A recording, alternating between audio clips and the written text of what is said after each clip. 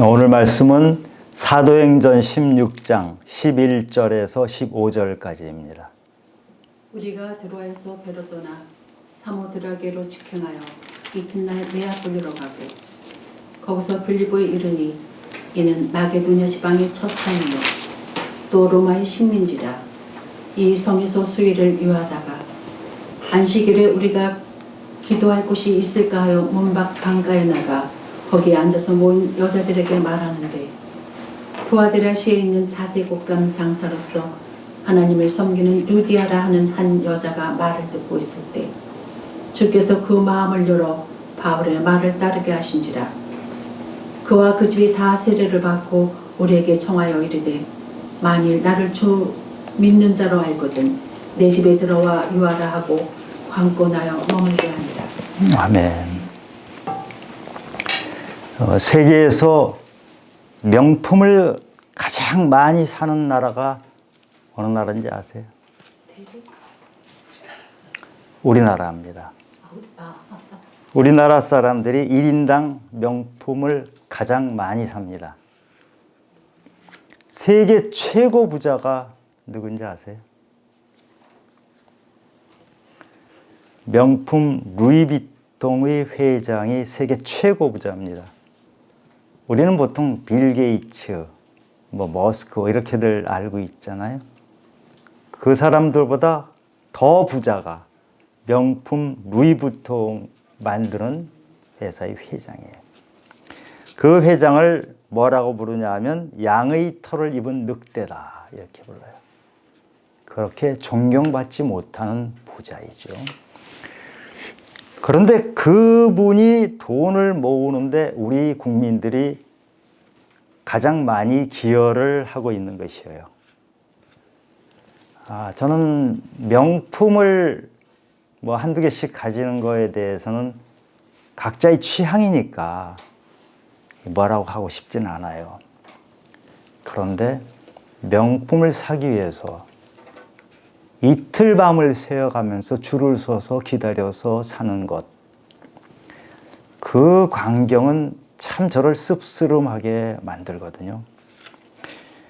바울이 아들 같은 디모데에게 경고했던 말이, 돈을 사랑함이 일만 악의 뿌리이다.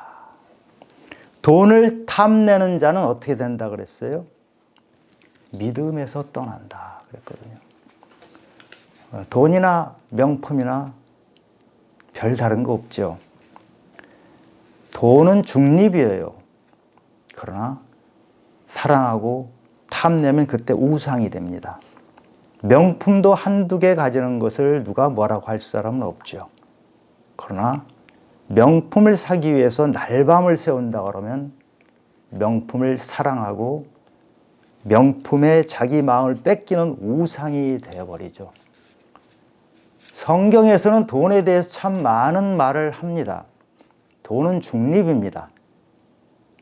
그러나 돈에 끌려다니는 사람은 성경에서 천국 가기 어렵다고 얘기를 하죠. 돈을 다스리라고 말합니다. 돈에 끌려다녔다가 돈을 다스리는 사람으로 바뀐 유명한 사람이 있습니다. 록펠러.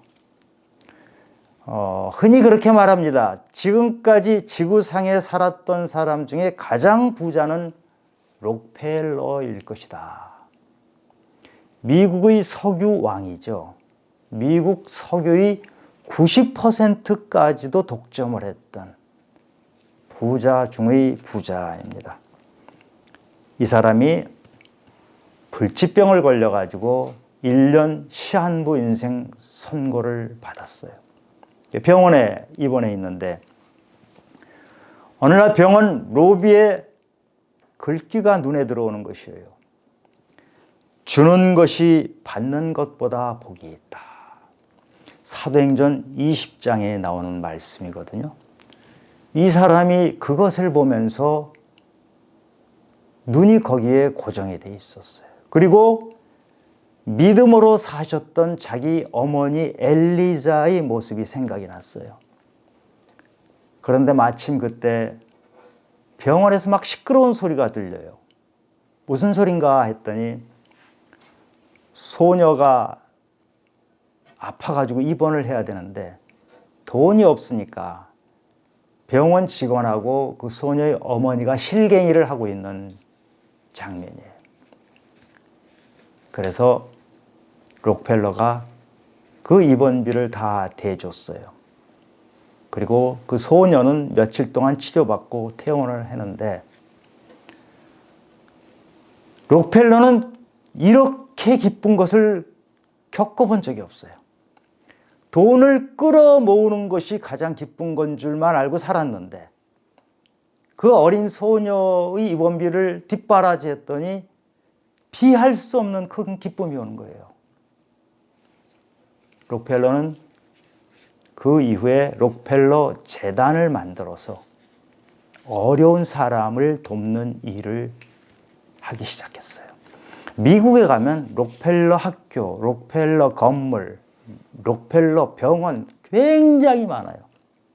그 록펠러가 그렇게 했던 것이죠. 그런데 그가 1년 시한부 인생이었는데 43년을 더 살게 됐어요. 그래서 98세에 죽었죠. 그분이 자서전을 쓰면서 이렇게 했어요. 나의 전반기 55년은 쫓기면서 살았다. 그런데 후반기 43년은 행복하게 살았다. 이 성경 말씀대로 하니까 그 삶이 행복한 사람으로 바뀌어버린 것이죠. 오늘 저는 루디아라는 한 여인에 대해서 말하려고 합니다. 바울이 환상을 봤죠. 마게도냐에 와서 좀 도와달라. 그 환상에 따라서 간 곳이 빌립보예요. 빌립보는 마게도냐의 첫 성이다. 이렇게 나오는데 마게도냐 지역에서 가장 큰 성. 바다를 건너 아시아에서 바다를 건너면 만나는 곳이 빌립보 성인데 그렇게 큰 성인데 여긴 특수한 성이에요. 로마의 퇴역군인들. 퇴역군인 하면 우리가 어떤 생각을 할지 모르지만 로마의 퇴역군인은 로마 시민들이에요. 대단한 사람들입니다. 이 퇴역군인들이 그 도시에 와서 많이 살았어요. 지금 바울이 빌립보에 도착했는데 유대인 회당이 없어요. 보통 바울은 가장 먼저 회당으로 가잖아요. 왜냐하면 거기는 대부분이 로마 시민들이 사는 곳이기 때문에 유대인이 거의 없어요.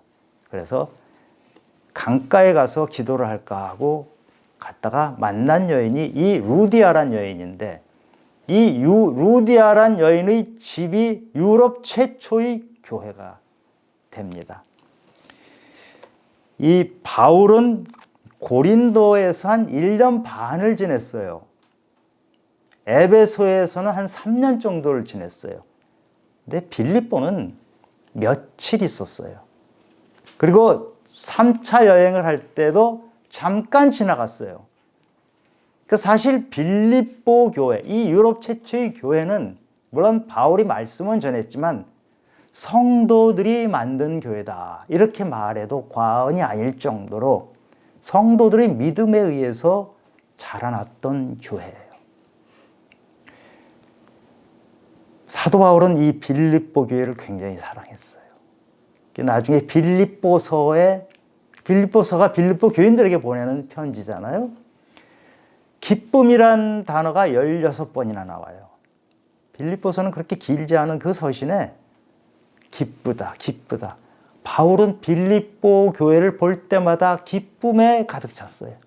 그리고 빌립보서를 보면 바울이 이 교회에 감사하는 마음들이 구구절절히 나와요.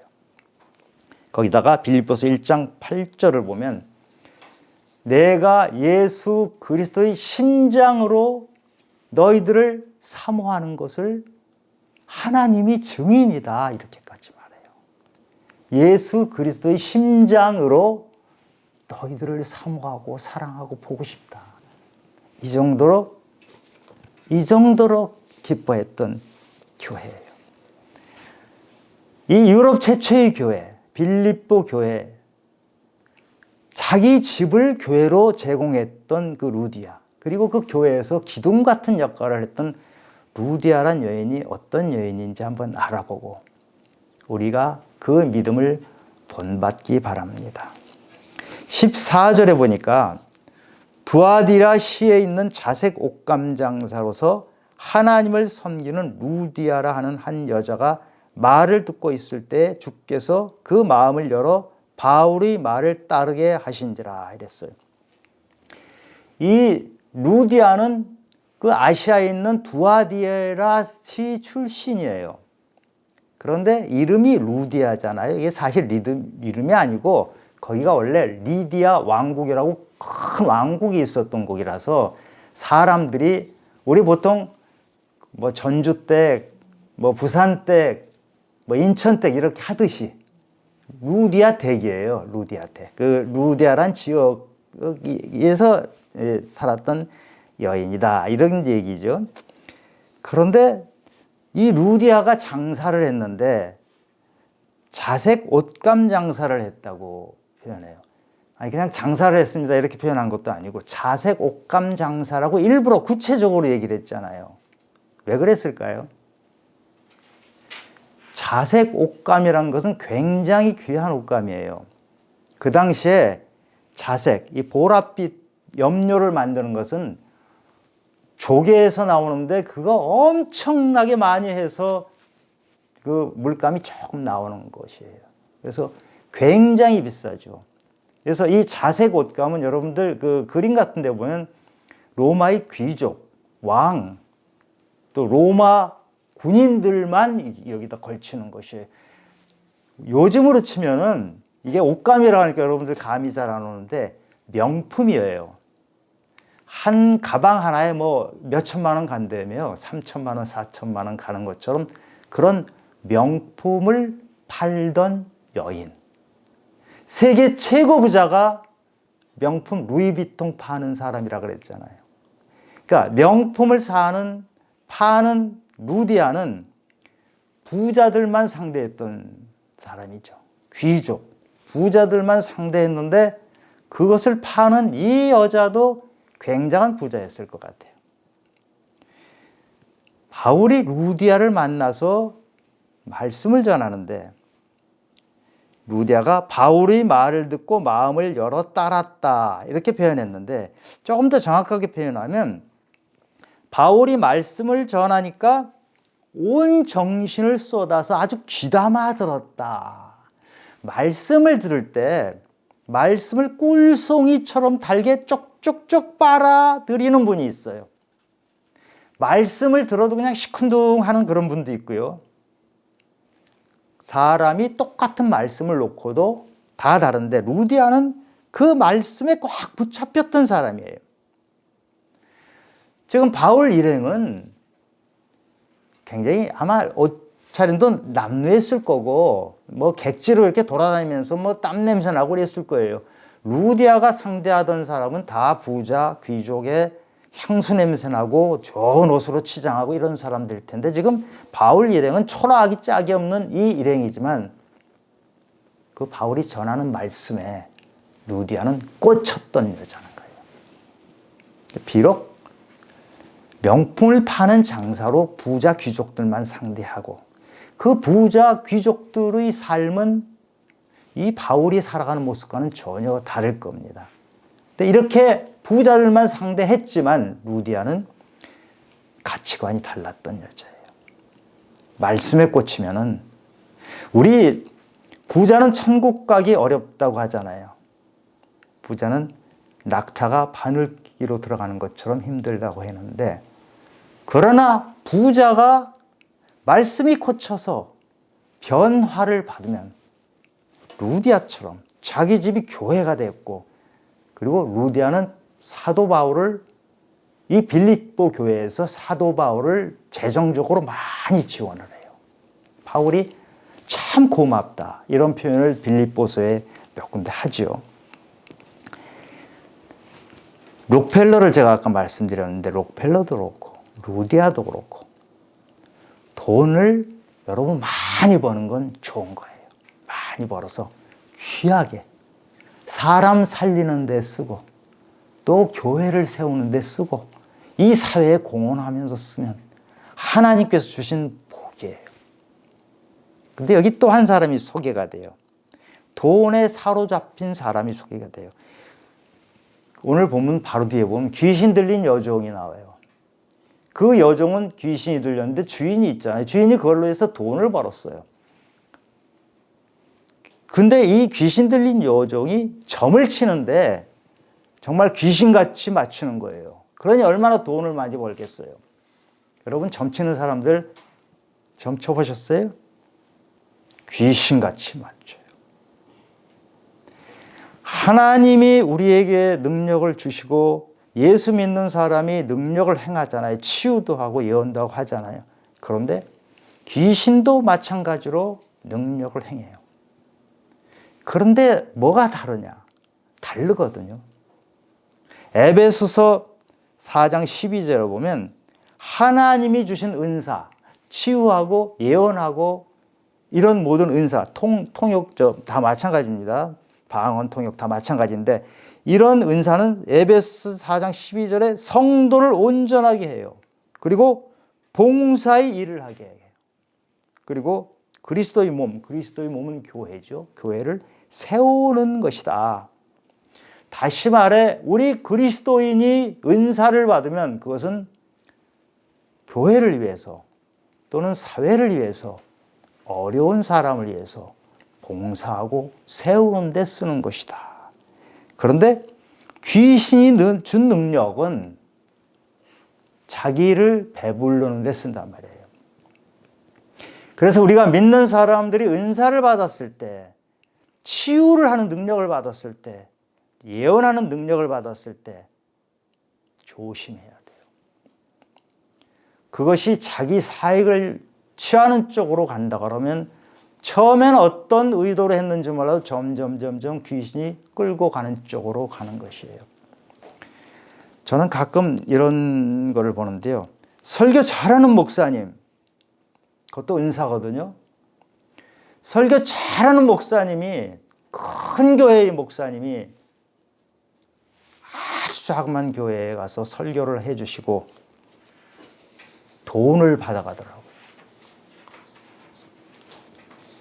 그 큰 교회에서 그분은 그 설교에서 얼마나 많은 것을 그 교회로부터 받을 텐데 정말 개척교회 조그만데 몇 명 되지도 않는 데 가서 설교를 하고 그 피땀 어린 그 헌금을 받아가지고 챙겨가는 것은 지금 이 귀신 들린 여종 주인이 돈 받아가는 거나 별 차이 없다고 저는 보거든요. 설교 잘하는데 그 은사가 자기 주머니 챙기는 데 쓴다 그러면 하나님이 어떻게 보시겠어요? 하나님은 아시거든요. 저도 목사지만 목사가 헌금을 받아가는 것, 구역에 가서 구역 예배 드리고 목사가 돈 받아가는 거, 그 왜 돈을 받아갑니까? 조심해야 돼요. 그거를 쉽게 생각할 수도 있어요. 편하게 생각할 수도 있어요. 그런데 귀신과 사탄의 유혹은 편하고 쉬운 데에서 가볍게 살살 끌어가서 결국은 지옥 가게 만드는 것이거든요. 이 여종의 모습은 지금 이렇게 나타나잖아요. 그런데 루디아와 함께 빌립보 교회를 함께 세웠던 사람이 있어요. 이 감옥의 간수예요. 감옥의 이 간수는 어떻게 일이 벌어졌냐면 지금 여종이 점을 치는데 바울이 귀신을 쫓아내버리니까 이 여종이 점을 못 치는 거예요. 능력이 다 빠져가지고. 그러니까 이 주인이 바울을 감옥에 넣어버렸어요. 그런데 그 밤중에 바울이 찬양하고 기도하니까 옥문이 다 열려가지고는 다 풀려나버린 거죠. 그러니까 이 감옥을 책임지고 있는 간수가 자살을 하려고 하니까 바울이 자살을 못하게 막죠. 여러분들 다 내용을 아실 거예요. 그리고 나서 이 간수가 16장 29절에 보면 간수가 무서워 떨며 바울과 실라 앞에 엎드러졌다. 간수는 죄수보다 권력이 센 사람입니다. 죄수의 발에 착고를 채우고 끌고 다니고 하는 사람이 지금 이런 놀라운 광경을 보고 완전히 입장이 바뀌었어요. 죄수 앞에 엎드려져 버렸어요. 그리고 뭐라고 부르냐면 선생들이여, 선생들이여, 바울에게 선생들이여 이렇게 부르는데 이게 원어로는요 퀴리오스. 퀴리오스는 예수님께 주여 할 때 퀴리오스 그러거든요. 선생님 주여 이렇게 부르는 거예요. 근데 간수가 그렇게 하면서 질문을 해요. 뭐라고 하냐면 어떻게 해야 구원을 받습니까? 이 질문을 해요. 이런 놀라운 상황에서 정신을 차려서 제일 첫 번째 하는 질문이 이렇게 할 수도 있잖아요. 어떻게 귀신 쫓겨냈어요? 아니면 옥문이 어떻게 열렸나요? 아니면 아시아에서 건너오셨는데 어떤데? 뭐 이런 질문이 있을 수 있는데 이 간수는 어떻게 해야 구원을 받습니까? 이 질문을 하고 바울로부터 말씀을 듣게 돼요. 처음 예수를 믿게 됐고 처음 예수 믿는 사람으로부터 말씀을 듣는데 이 간수는 이렇게 마음밭이 옥토 같아서 심겨지는 거예요. 그래서 루디아와 함께 빌립보 교회를 세우게 됩니다. 우리가 돈과 권력은 가장 이 세상에 힘이 센 것이에요. 그런데 이것에 끌려다니면 이게 우상이 되지만 오늘 루디아나 이 간수처럼 이런 것들을 잘 다스리면 아름다운 교회를 만들 수가 있어요. 요한복음에 니고데모라는 사람이 나오잖아요. 돈과 권력을 다 가졌던 사람이 예수님 만나서 거듭나고 예수님이 제자가 됩니다. 그러니까 예수님이 십자가에 돌아가신 그 사형수의 시체를 장례 치러주죠. 함께 했던 사람이 아리마대 요셉. 그 사람도 부자라고 해요. 부자가 주님 말씀을 잘 받으면 이렇게 멋있는 일들을 하고 주님의 제자가 되는 것이에요. 우리나라 조선 말에도요. 조덕삼이라는 인물이 있었어요. 양반이고 부자였어요. 근데 그 집에 머슴이 있었는데 이 머슴을 신학교 보내서 목사까지 만들어요.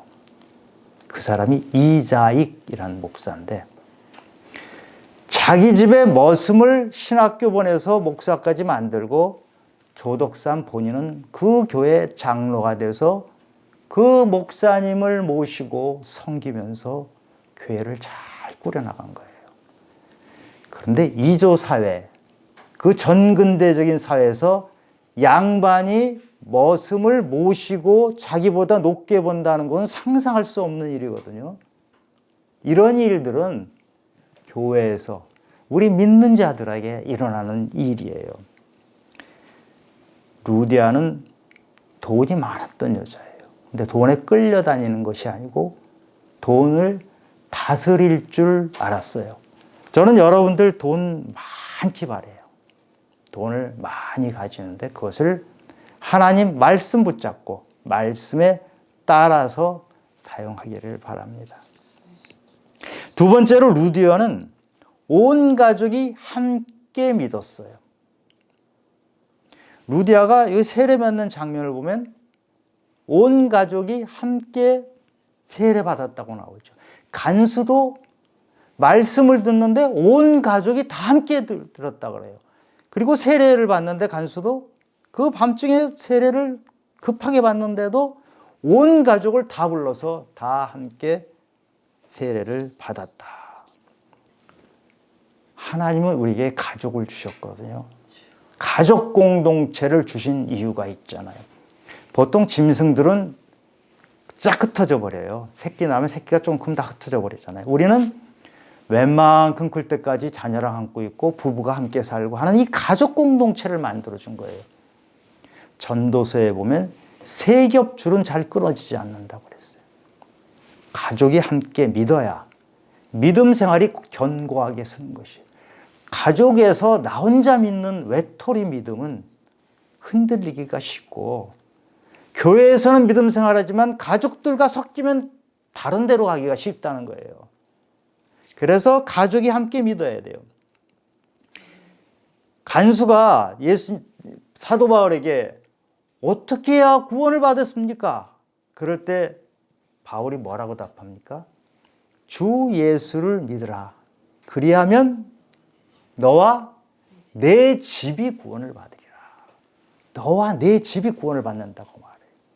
여러분, 구원을 가족 전체가 세트로 받나요? 구원은 하나님 앞에 단독자로 서는 거예요. 개개인 믿음에 따라서 받는 거예요. 그런데 여기서 너와 내 집이 구원을 받으리라 하는 것은 너와 내 집이, 너희 가족이 함께 믿음 생활해라. 주 예수를 너희가 함께 믿고 함께 교회 다니고 함께 예배드리면은 너희들 구원은 받기가 쉬워진다는 얘기예요. 함께 믿음 생활하기 위해서 애쓰시기 바래요. 제가 가끔 보면 참 안타까운 것이 믿음 생활을 혼자 해요. 가족들이 안 믿어요. 그런데 관심이 없어요. 자기는 믿음이 참 좋다고 생각하지만요. 혼자 믿는 믿음은 가족에 들어가서 그분이 어떻게 믿는지를 봐야 돼요. 대부분 교회에서 열심히 하는 것 같지만 가족이 안 믿고 혼자 믿는 믿음은 위험해요. 가족들과 섞였을 때 어떤 믿음 생활하는지 알 수가 없어요. 제가 가족 전도가 쉽다고 하는 말이 아니에요. 굉장히 어려워요. 우리 사도행전에서 땅끝까지 증인이라고 하는 그 땅끝이 바로 가족일지도 몰라요. 굉장히 가족 전도가 어려운 게 사실이에요. 예수님도 예수님 형제들이 예수님 안 믿었잖아요. 예수님이 기적을 행하니까 예수님 무슨 병 걸린 줄 알고 쫓아다니면서 미친 줄 알았어요. 그래가지고 형 붙잡으러 다니고 했잖아요. 그러나 예수님이 십자가와 부활하시는 그것을 보고 나서는 다 그 앞에 꼬꾸라졌잖아요. 야고보서를 쓴 야고보가 예수님이 동생이고 유다서를 쓴 유다가 예수님이 동생이잖아요. 믿음으로 우리가 기도하면서 가족을 전도하기 위해서 애쓰면, 포기하지 말고 애쓰면 가족이 돌아옵니다. 하나님께서는 교회를 만드시기 전에 가족부터 먼저 주셨어요. 여러분, 우리 가족 사랑하잖아요. 천국을 가려면 길이 많이 있나요? 오직 한 길이라고 그랬잖아요. 예수 믿고 그것이 바로 생명의 길이라고 했으면, 우리가 그것을 믿는다면, 그리고 내 가족을 진짜 사랑한다면, 내가 천국을 믿는데 가족을 사랑한다면 가족이 함께 천국에 가도록 애를 써야 돼요. 목숨을 걸어야 돼요. 해도 되고 안 해도 되고 하는 것이 아니고 목숨을 걸어야 돼요. 오늘 루디아나 간수는 말씀 듣자마자 가족들 붙들어 와가지고 같이 세례받고, 또 말씀을 들을 때도 같이 모여라 그래가지고 말씀 들었던 사람들이거든요. 이런 좋은 토양이 있었기 때문에 아름다운 빌립보 교회가 만들어지는 거예요. 그리고 특히 우리가 진짜 그리스도인인가 아닌가는 교회의 모습 가지고, 교회에서 내가 예배드리는 모습 가지고 보이는 것이 아니고, 가족들 사이에 있을 때 내가 과연 진짜 그리스도인지 아닌지 판명이 되는 거예요. 내가 진짜 목사인지를 가장 잘 아는 사람은 제 아내예요. 다른 사람은 저한테 속지요. 제가 예배 드릴 땐 멀쩡하게 지금 양복 입고 있지만 집사람 앞에서는 잠옷 입고 꾀재재한 얼굴에 때로는 세수도 안 하고 하품하고 이렇게 하잖아요. 저희 진면목이 그대로 드러나는 가족에게서 우린 그리스도의 삶을 보여야 해요. 지금 이렇게 있는 것은 치장하고 덮어 씌우고 해서 진짜 모습이 아니잖아요. 가족들에게서 예수 믿는 우리 엄마, 우리 아빠, 우리 남편, 아내가 진짜구나, 함께 살아보니까 진짜 예수 믿는구나 하면 돌아와요. 반드시 돌아와요. 내 가족이 안 믿는 건 내가 예수를 제대로 안 믿기 때문에 그런 거예요. 내가 예수를 제대로 믿으면, 내가 그리스도인의 삶을 제대로 보이면 시간이 걸리더라도 가족은 반드시 돌아오기 말이에요. 여러분 요즘 정치인들 자녀가 왜 마약을 먹어요? 그 정치인들 국회에 가서 하는 그 모습이 진짜가 아니기 때문에 그래요. 그 아버지가 가정에서 보이는 모습을 보고 아들은 마약을 먹는 거예요. 아버지는 정치를 하는 줄 알지만 사실은 자식 마약 먹이고 사는 거란 말이에요.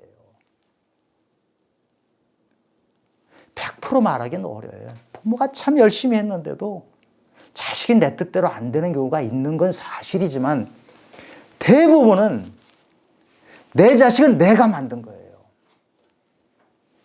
오늘 루디아와 이 간수의 모습은 자기가 천국을 혼자 가는 것이 아니고 같이 끌고 가기 위해서 애썼던 그 모습이에요. 세 번째로 루디아는 사람을 환대하고 베풀었던, 간수도 마찬가지예요.